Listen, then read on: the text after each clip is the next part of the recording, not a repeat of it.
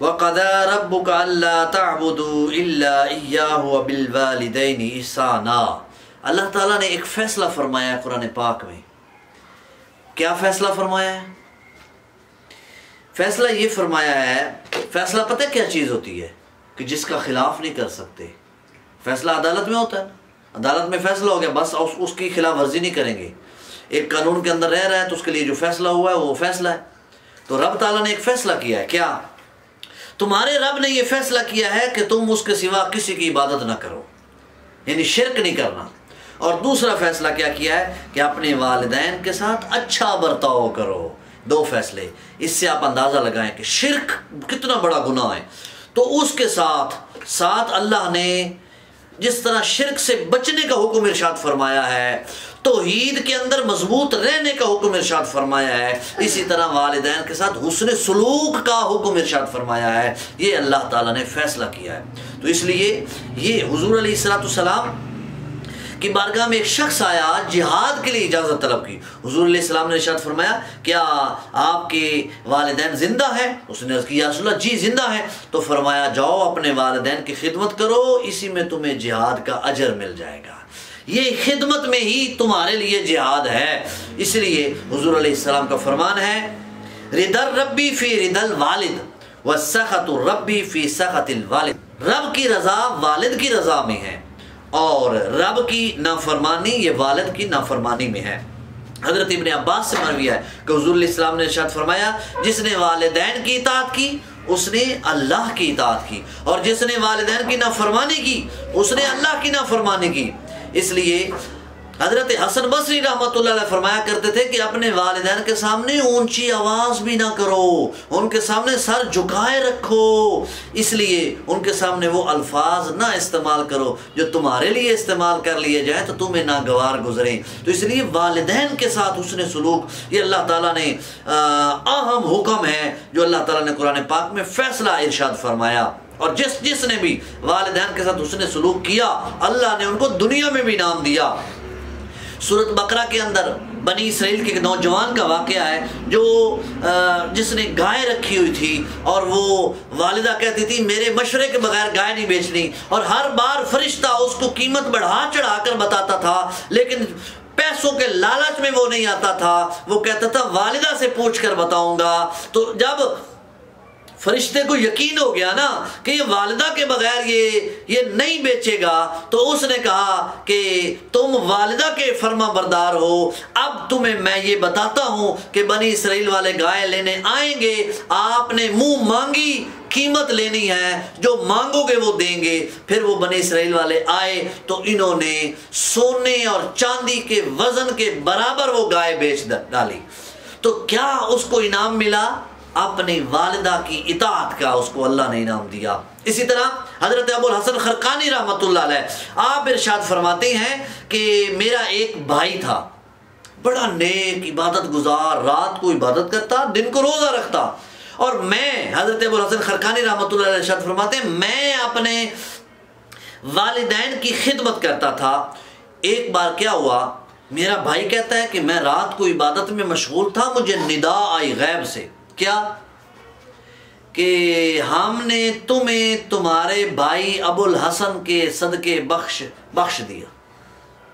وہ کہتا ہے میں بڑا حیران ہوا کہ راتوں کو عبادت میں کرتا ہوں، دن کو روزہ میں رکھتا ہوں، لیکن میری بخشش جو ہے وہ میری عبادت کی وجہ سے نہیں، میرے بھائی کی وجہ سے ہو رہی ہے۔ تو جب یہ بات ہوئی تو اس کو پھر اشارہ ہوا، پھر آواز آئی کہ ہمیں تمہاری عبادت کی ضرورت نہیں ہے، لیکن ہمیں والدین کی اطاعت اور فرما برداری، ان کی خدمت مطلوب ہے۔ یعنی اللہ کو خدمت مطلوب ہے۔ اگر عبادت ہے والدین کی نافرمانی ہے تو وہ عبادت کچھ کام نہیں آئے گی۔ عبادت بھی کام آئے گی اگر والدین کی خدمت کا خیال رکھا ہوا ہے۔ تو اس لیے حضرت ابو الحسن خرقانی رحمۃ اللہ علیہ کے صدقے میں ان کے بھائی عبادت گزار کی بخشش ہو رہی ہے۔ ایک نوجوان اپنے والدین کا بڑا ادب کرتا تھا، ہر وقت ان کی خدمت میں مشغول رہتا۔ جب والدین کافی علیل ہو گئے، موت کے قریب ہو گئے، تو اس کے دو بھائی بھی تھے، انہوں نے مشورہ کیا کہ ہم آپس میں اپنے والد صاحب کو کہتے ہیں کہ جائیداد ہمیں ابھی تقسیم کر دو، زندگی میں ہی تقسیم کر دو۔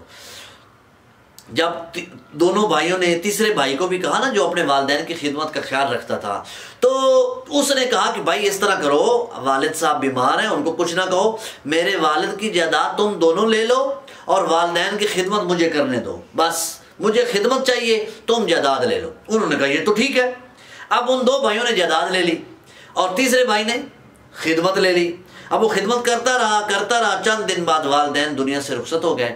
وہ دن کو روزی کماتا، خدمت محنت کرتا، کماتا، واپس آتا، والدین کے پاس بیٹھتا، ان سے باتیں کرتا، ان کو دباتا اور ان کا خیال کرتا، جو ان کو ضرورت ہوتی وہ ان کو پیش کرتا۔ چند دن بعد وہ فوت ہو گئے۔ سویا، اب نوجوان فارغ ہو گیا، والدین کی خدمت سے فارغ ہو چکا تھا۔ ایک رات سویا تو خواب میں کسی نے کہا کہ فلاں پتھر کے پاس جاؤ، اس کو اٹھاؤ تو وہاں کچھ آپ کو ملے گا، اس میں اللہ نے آپ کے لیے برکت رکھ دی ہے۔ وہ صبح اٹھا، وہ وہاں گیا، پتھر اٹھایا تو نیچے سے 1 دینار ملا سونے کا۔ اب سمجھ گیا کہ اس میں اللہ نے میرے لیے برکت رکھ دی ہے۔ اب وہ 1 دینار لے کر آ رہا تھا، راستے میں مچھلی فروش ملا تو سوچا کہ بچوں کو مچھلی کھلاتا ہوں، دینار مل گیا ہے، آج مچھلی لے جاتا ہوں۔ اس نے اس دینار سے مچھلی خریدی اور گھر لے گیا، گھر والوں کو مچھلی دی کہ مچھلی پکائیں، آج اللہ نے ہمیں یہ مال دیا ہے۔ جب اس کی بیوی نے مچھلی کا پیٹ کاٹا تو اندر سے ایک ہیرا نکلا۔ تو دیکھا کچھ لوگ جو ہے نا وہ اپنے والدین کی خدمت اس لیے نہیں کرتے کہ جی میرے پاس پیسہ نہیں ہے یا میرے پاس پیسے کم ہے، میری اولاد زیادہ ہے۔ تو بھائی اولاد ہے تو والدین پہلے ہیں، آپ والدین کی اولاد ہیں، آپ والدین کی کمائی ہیں، آپ اپنے والدین کی کمائی ہیں، اور آپ جو ہیں وہ ان کی کمائی سے ان کو نفع نہیں دے رہے۔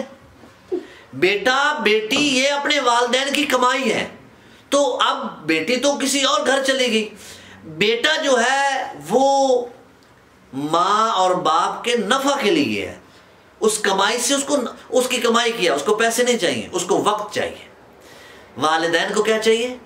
وقت چاہیے کہ میرا بیٹا میرے پاس بیٹھے، 2-4 باتیں کر دے، اس کو وہ اسی پر راضی ہے، اس پر اس کی آدھی بھوک ختم ہو جاتی ہے۔